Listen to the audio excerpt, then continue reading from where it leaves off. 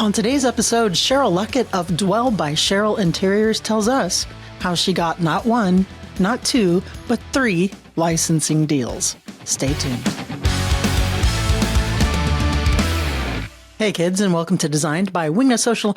I am your host, interior decorator Darla Powell, and I am the grand high poobah of all things here at Wingnut Social, a digital marketing agency for interior designers and home pros, furnishing vendors, and the like. That's all we do. That's our niche, and we do it the best, if I do say so myself. Check us out at wingnutsocial.com if you need any help with that. And don't forget our online, on-demand Instagram for interior designers course is at Wingnut Academy. And that's also at wingnutsocial.com if you're the kind of person that just wants to roll up your sleeves, apply some elbow grease, and do it yourself. That's wingnutsocial.com. Okay, folks. Today's guest, Cheryl Luckett, is a 2-timer. This is her second appearance on the show, right? She is an amazing interior designer, incredibly successful with over 10, 11, I think she said 12 years of experience now going on for her interior design firm as a second career. Her firm is Dwell by Cheryl Interiors. And on today's episode, she shares with us her success, some tips and advice for interior designers on running a successful interior design business, and not the least of which is advice on getting licensing and branding deals and how she accomplished that in a very organic and terrific way. I think I love her approach, and it's no wonder that she's been as successful as she has been. Here's the drill. A little bit about Cheryl in case you've been living in a cave. Cheryl's design journey began at Tennessee State University, where she studied family and consumer science. With a registered dietitian credential from Prairie View A&M University, she excelled in corporate America for over 15 years. Now, at Dwell by Cheryl Interiors, she brings classic style, vibrant palettes, and cultured details to life. Her collaborations with major home furnishing brands showcase expertise in textiles, lighting, and furnishings. Recently, she launched a performance textile collection with Revolution Fabrics, available at Wildwood Home. Wingnuts, help me in welcoming Cheryl Luckett to the show. Hey there, Cheryl Luckett. Welcome back to the show. How the hell are you? I'm doing great, Darla. How are you? I am doing incredibly well, and it's so nice to see you again. It's been a hot minute since you've been on the show. It has. It has. You're on episode, for those listening in the audience, you're on episode 269, and we discussed choosing your interior design career as a second career. Mm-hmm. Because just for a quick reminder, before you got into your interior design greatness, what was your previous life? I worked at a Fortune 500 company that specialized in food service, and I was a registered dietitian with that company. I stayed with them for 15 years, so the bulk of my professional career was there. I actually transitioned from being a dietitian on the operations side, and I moved to HR. And when I left, I was the director of diversity and inclusion at that company. That's right. And if you guys want to hear that full story about how Cheryl transitioned from that career to interior design, it's a really good one. That's episode 269, and you can head on over to wingnutsocial.com. And Cheryl, I have to say that I think that you've carried some of that over because you look amazing. Are you still abiding by all this diet? That's actually hilarious because just last week, my doctor put me on a 2-gram sodium diet because my blood pressure was ticking upward. So, yeah, I'm getting a taste of my own medicine. And let me just say, the 2-gram sodium diet is not fun. That does not sound fun. That's only 2,000 milligrams a day, right? That is exactly right. I think I just had that for lunch. And for those of us who are always on the go and who grab things very quickly, that is the worst diet to be on. Oh my God, I can't even imagine. I eat so much fast food, which is why I'm like 40 pounds overweight. And it's just, I can't even imagine. I'm probably just like a salt lick. Horses love me. Same. So I'm trying to prepare my foods at home and do what I. Well, you look amazing. Does. Well, thank you. You're glowing, guys. If you're not watching us on our YouTube channel, Designed by Wingnut Social, head on over there so you can see how beautiful Cheryl looks. And you are literally glowing, I swear. It must be the makeup. Yeah, I was going to say that running an interior design business is super stressful. So that's probably why your blood pressure is high. Yeah, no. Yeah, you're not wrong. You're not wrong. Even a successful one. Yes. There's a lot of stress. Yes, so it yeah. is. All right. Well, I'm glad you're taking care of yourself. Okay. But today we're here to talk about not your transition, which is astounding, but not only that you were in HR and you were a dietitian before, and now you're running a super successful interior design firm, Dwell by Cheryl Interiors, but you have hit not once, but twice the holy grail to some of us interior designers, and that is getting licensing and collaborations in your own line of stuff. So tell us about what you have going on right now and how the hell you did it. Yeah, I mean, I wish I could say I had some grand master plan from the very beginning that finally came to fruition. But honestly, it was so much more organic than that.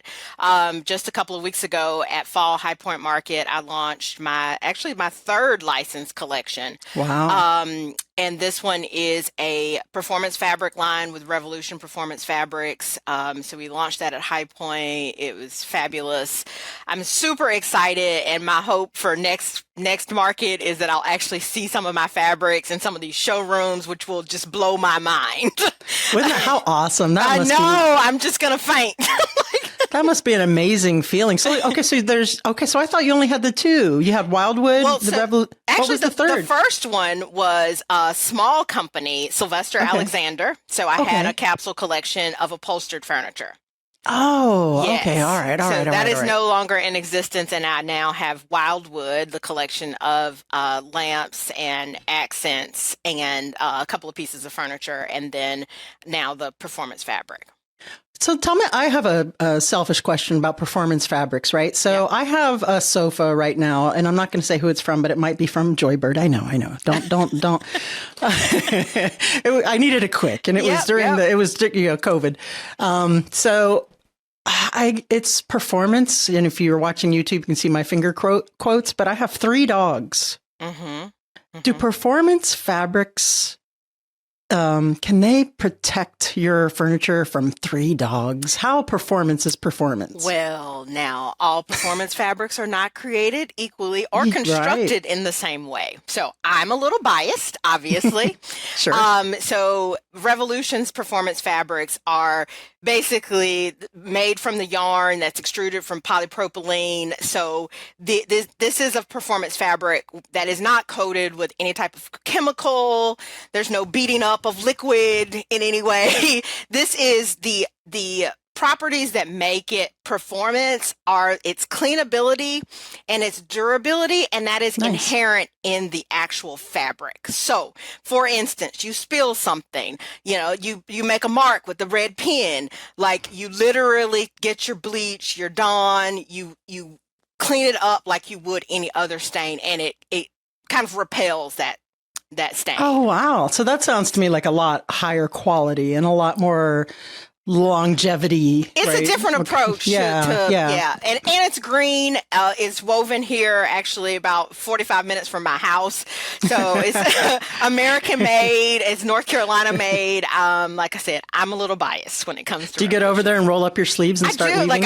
I do. I'm there.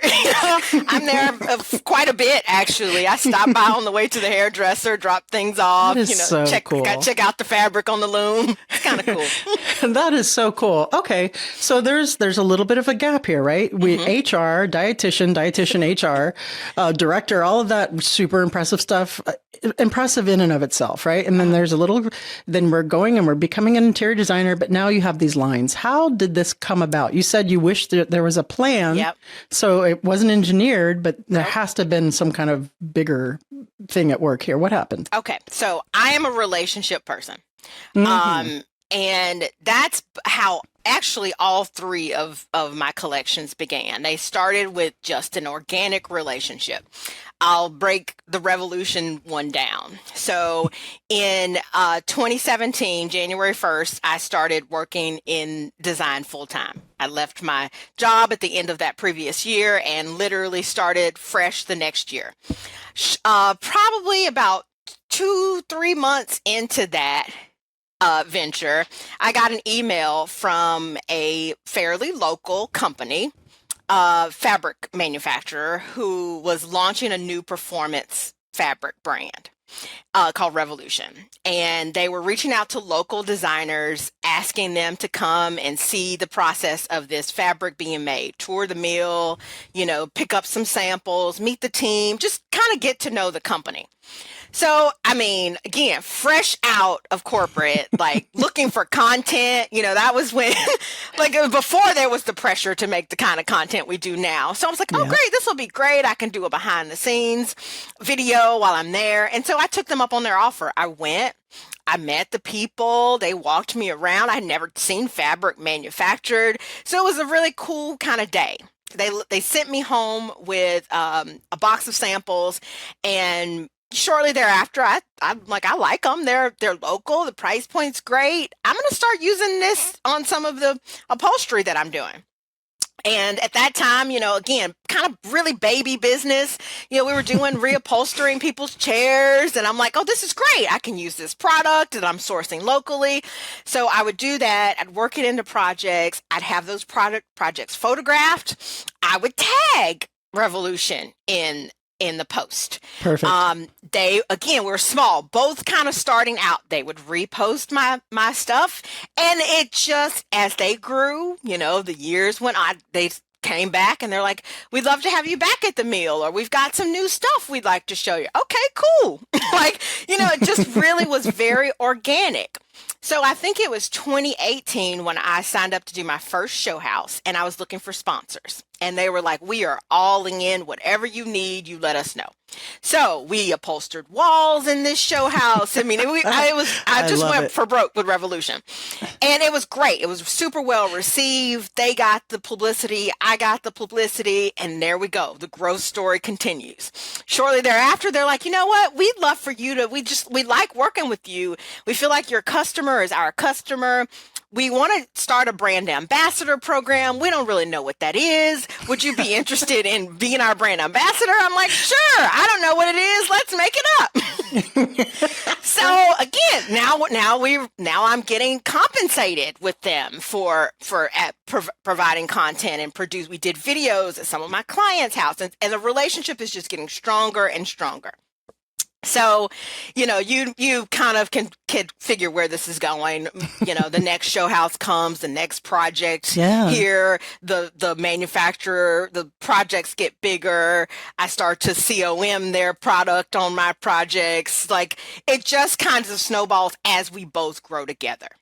So fast forward to last year when they said, you know what? People are knocking on our door wanting to do licensing with us. And we're like, we've put it off for a while because we just weren't interested in it. Right. But now we think it might make sense. But we know that if we do it, we're not going to do it with anybody before we do it with you. So It was a relationship.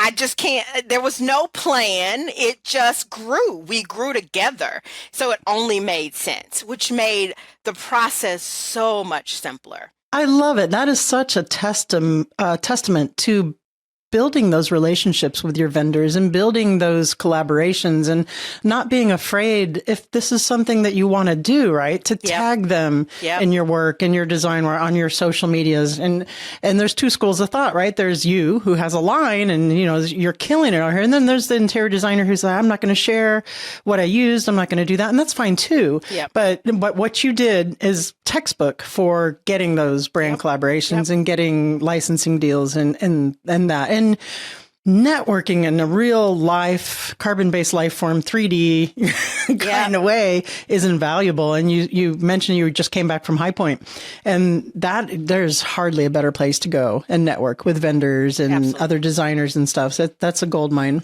So, and if you listen to my episode, what was it? Like a month or so before, we espoused all the virtues of going. I won't rehash that there, but it's just invaluable. It is definitely part of that whole business success funnel. And congratulations Thank on you. that. So what's next? What's next year? I don't know. That's a good question. I mean, I would love to do some outdoor with them. I'd love to expand this collection. When you work with a company, when a collaboration is organic like that, you really get to know them, but you also get to know their offerings. You start to know what they're missing, what you wish they had. And it gives you so much insight into creating a really good line of product. So, I tried to fill a gap that I felt like they had. Like, I love their products. Like, it's quality. It's great. Like, I never have a client who has any problem. Right. And when I have rarely had, they've always, been up for fixing it. Like, that stuff matters to me, to a designer. You mentioned the stress. Like, it's so much less stress when you've got a partner that you can be like, hey, look, my client has a problem with this. They're like, no worries. We'll fix it. What do you need? Yeah. So I knew that they had a great product, but I was looking for something a little bit more stylish. They had kind of built themselves as the base cloth company. Like, that piece of fabric you put on the sofa, and then you're going to layer on all the pretty accents. So Right. I'm like, how, can we push the boundary a little bit more and maybe up the ante from a style perspective, right? The formula is still the same. They're Right. still weaving a performance fabric, and there are limitations within that. But I'm hoping that I brought something that's got a little bit more, designer touch to it. Those cheetah patterns. Yeah, or what have you got? absolutely. Yeah. I love it. Okay. So have you received offers from other makers or other brands in order to do lines or collaborations as a result of this? I have actually. And, sometimes I don't know, it has to make sense for me. Like we work in a business, especially right now, where design is hot. I mean, I've heard you talk about how #1 hashtag on Instagram, Yes, ma'am. we are in an industry where it's popping, right? And there's a lot of shiny objects that come with that, especially when you got any type of influence. So people are constantly knocking on the door for things. Big things, small things. And it's really important to be able to evaluate, does this make sense for me?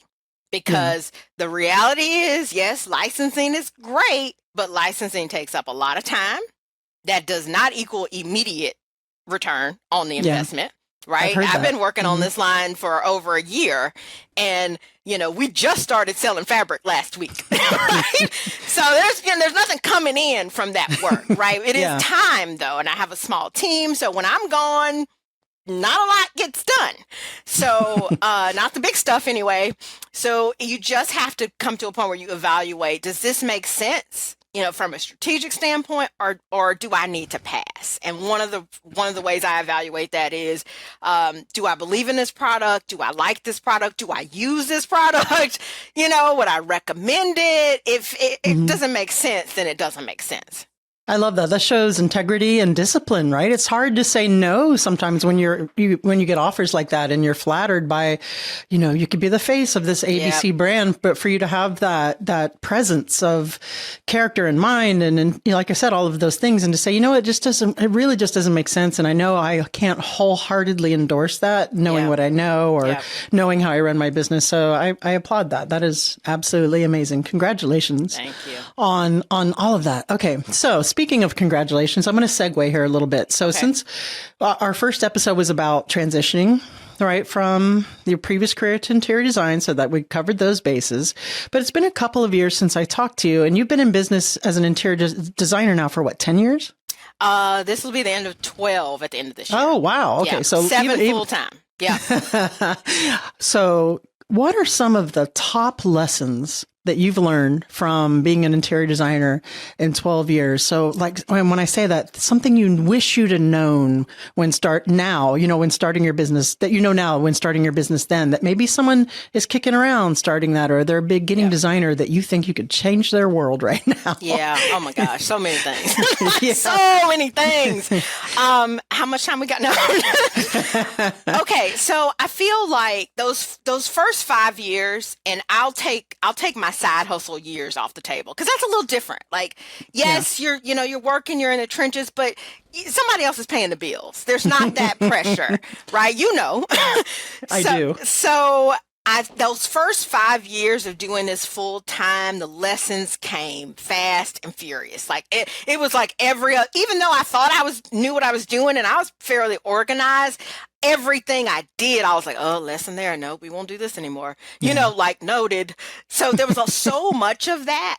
I think from a foundational standpoint, and I did this probably to the extent that I could, but what I tell people when I'm mentoring is you got to get the basics in line. Like, number one, to me, the most important thing is you have to, as quickly as possible, figure out who you're serving. Mm-hmm. Like, who is you cannot be all things to all people. It just, we work in a space that's so broad and has so many offerings. As quickly as possible, you kind of got to figure out, who is my customer? And I know that's hard when you're starting out. Some of the clues might be, who are you? Yeah, that's a good clue. Like, who are you? Like, what are you, a collaborator? Do you like to steer? Do you like that kind of? Those are hints at who you should be serving. And I think so many times we go into it and we're just like, oh, I don't know, I'm open for business. Anybody come, right? And then we're like, ooh, me and this lady or me and this couple, we don't get along. I'm not enjoying this. And part of that, done that. Yes, is that you don't know who your people are. So I think finding out that, number one, really, it takes the stress level down so far. I would have to agree. And then can you speak to, once you have that dialing in your actual service niche? Yep. So that's number two. So once because I feel like that piece, that number one, really determines what you should offer. Because different people need different things, right? So if I know who I'm serving, then I can hone in on what are my offerings to those people based on what they need. So for me, example, I like to serve bosses. Like that's tends to be who I attract. Bosses at every level, bosses in business, entrepreneurial bosses, CEO bosses, doctor bosses, mom bosses. Like, I just attract that kind of person who's like, I want it done right, well, professionally, seamlessly. Those are my people. And so once I know that, then I know, okay, what do these people need? They want it done efficiently. So I need a process. I need a repeatable process that I can be like, look, I got it. You're a boss. I'm a boss too. So you sit back and let me handle this for you in a boss-like fashion. And so that helps you get to that repeatable process, which to me is step two. Who am I serving? What am I offering? And then what is the process that I deliver that in? Yeah, I love it. And that's locked and loaded and repeatable. I love that. And there's levels. Like I've always kind of served that person, but I've served that person at different levels over the past 12 years, right? Okay. Yeah. 100%. Yeah. So as you grow, your scope and your scale and the level that you're right. Exactly. 100%. Yep. So do you delineate or do you niche at all as far as aesthetic or certain spaces that you're doing? What does that look like? Are we winnowing it down to that level? So, this is such an interesting conversation to have with you, given what you do, what your company does, because I feel like social is so important in it makes that determination for me in some ways. It's, I built my business on social media. Like that is how I was able to transition, it was social media. So I owe a lot to it and I try and give back to it. So I show up on a daily basis. Good for you. Because I do that, what I put out is what I get back, right? Because if you like a certain look, if you want an all neutral farmhouse, I'm probably not who you're going to call. Like, I don't even have to tell you that because you're going to scroll through my feed, which I post on every day, and you're going to say, I don't see any all neutral farmhouse styles. That is probably going to eliminate you from my queue. So I've never had to have a conversation about style Of course there's nuance within, I'm a lean a little bit more traditional, and sometimes my client leans a little bit more modern, but Yeah. no one is so far outside of the bounds. When they come to me, they're probably looking for cultured, colorful, classic, cozy. That's the through line, right? Right. And if it's not, they're not looking for that, they're probably not calling me.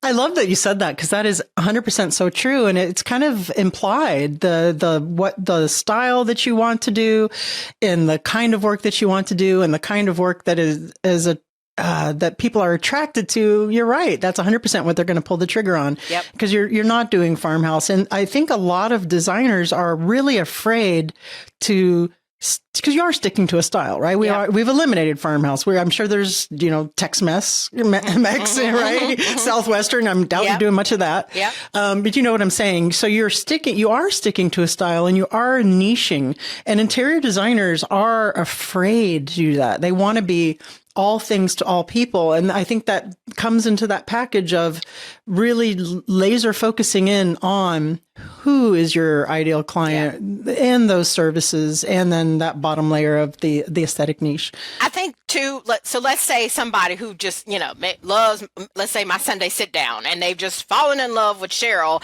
and they do want an all neutral farmhouse. Because I feel like I have a responsibility at that point to tell them, this is not my wheelhouse, right? Mm-hmm. Like, there are probably people in my area that can get you to that look in a way that I might not be able to. Sure. Yeah. And now if they insist, then I don't know. It depends. Maybe, maybe. But I think I would probably be upfront and honest in saying that if you want this look, I might not be the best person to deliver it. So is it safe to say that there's not going to be a licensing deal with a shiplap manufacturer? Probably not. Yeah, no, I love it. I do love it, Cheryl. You're such an inspiration, and what you're doing is so purposeful. And even in the beginning, when you were saying I'm just a baby business and I had no idea, you did it right. Yeah. That's exactly how I built my design firm on social media, and I was kind of accidental about it as well. And now, of course, Wingnut Social. So I love it. You're doing everything right, and it is all, even on social media, it is about relationship building. It is. Even though it's digital and we're in 2 dimensions here, it is about building those relationships and having those communications and that storytelling. It's 100%. It's wonderful. It's so wonderful. So, Cheryl Luckett, is there anything that we've forgotten to add on this topic that you want to say to the audience listening before I torture you with the fire round? I would say you talked about it. You touched on it in the intro about this being a really stressful business.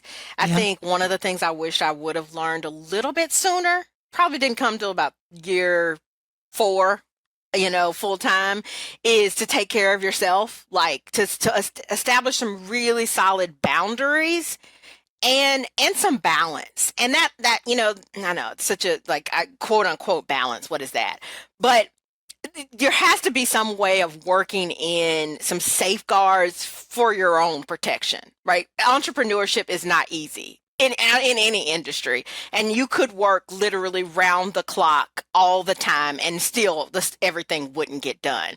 So I think I've learned over the years to do things like celebrating the wins, like literally. So, I just launched a collection. My team has a date on the calendar to literally go out. Let's toast yes, we did it with everybody at the party, but no, we did this behind the scenes. So let's celebrate that win.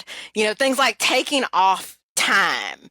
And I don't mean just like vacation. I mean, establishing, and I'm a corporate girl, so I have like a holiday schedule. That sounds crazy, but like, are you working on Good Friday or not? Are you working on Black Friday or not? And to establish that and kind of stick to it, that's a boundary for me. And it also provides you a little bit of balance. Amen. And I'm not working on Black Friday, but I am shopping. I'm shopping. Probably not in person. Probably and that sounds online. silly, but if you don't establish these are the days we're closed, you're going to work. For most of us, because stuff has to get done. So I think establishing those boundaries and creating some sort of balance so that you can be here 12 years later. I love it. Well said. And I need to listen to that more because, I need more time to play poker. I'm into playing poker lately. I hear it. So I can win. I won. We had a 5-person table over the weekend and I won. So nice. I'm getting better. I'm getting better. I love it. I'm going to retire and be a professional poker player. That's my dream. Hey. All righty. So now, Cheryl Luckett, I have to ask you, are you ready for the What Up Wingnut round? I am. All right. So you've been here before. So I'm going to give you a little curveball with a different question here, but I am going to ask you, maybe it's changed, maybe it hasn't. What would the hashtag on your tombstone be? I'm going to change it. I do remember what it was last time, but this time I'm going to go with she believed she could, so she did. I love it. All right. If you could be any superhero, who would it be and why? I grew up being a super Wonder Woman fan. From the outfit, the bracelets, like the lasso of truth. Oh, I'm here for all of it. The helicopter, Wonder Woman, no doubt. I love you. See my background. See all my action figures in the background here. Because I am such a nerd. I love it. I know it's crazy. I'm a grown ass woman with action figures. Hey, nothing wrong with that. It's okay. I'm on medication. No worries. And last but not least, please recommend a book that has impacted you either personally or professionally. A different one. I am really loving Alex Hormozy right now. Love. Oh my goodness. Can't get enough. So I love $100 million offers. Sounds like a weird book for a designer to be reading, but like his knowledge and advice is so practical that you can wean it down for any level business. He talks about really crafting really solid offers. But every day his social content is crazy. I've listened to his podcast. He just got a lot of good common sense. He does. Common sense. He's easy on the eyes, too, I have to say. Well, that doesn't hurt. Don't tell my wife I said that. But he, like that book, and he has a new one, $100 million leads. It just has made me think about business a little bit differently. And one of the quotes that he had recently that I kind of just latched onto was solve rich people problems and eventually they'll make you one of them. And I'm like, yes. I like that. So like, it's just a mindset. She's like, okay, how do we solve some of these problems? So that'd be my book. I love it. I love it. So good having you back on the show, Cheryl. Please tell the listeners where they can go to find out more about you, about Revolution, and we will call it a day. Awesome. Thank you for having me. I am Dwell by Cheryl on all platforms. I hang out most on Instagram. I'm dwellbycheryl.com. There's a link to Revolution's page on my website. But if you want to go straight there, you can get free samples for all designers. And to those people who are not designers or part of the trade program, 10 free samples for those folks. And that's revolutionfabrics.com. So there is an interior design program with your line. 100%. Yep. Okay, nice. Yep. Guys, run, don't walk. What are you waiting for? Come on. You know the stuff is made well. Get over there. Cheryl Luckett, thank you so much for joining us again. It's always a pleasure. Thank you, Darla, for having me. All right, guys, thank you so much for joining us. We hope you enjoyed, or I hope you enjoyed, well, we all hope you enjoyed my conversation with Cheryl Luckett. Make sure you go and check out Dwell by Cheryl Interiors on Instagram and all of her social channels and her website, and her new line of Revolution fabrics at Wildwood Home, available at Wildwood Home. And take her advice. If that is something that you want to do, is get a licensing deal or a branding deal of your own. I think she gave us some really good tidbits and insight. Make sure to check out wingnutsocial.com if you need help with marketing your interior design business, or if you're a home furnishings manufacturer or that kind of vertical genre ilk milieu there, wingnutsocial.com. And don't forget our Instagram for interior designers course. Incredibly impactful. You can go and check out the reviews on that bad boy there. It's already making designers money. It's really a no-brainer. All right, guys, thanks for joining us. Remember, until next time, to get out there, get uncomfortable, and be great.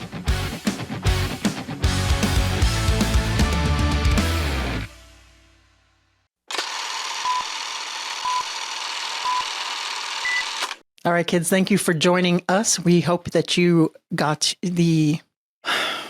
All right, guys. Thank you so. All right, guys. Thank you so much for joining us for this episode.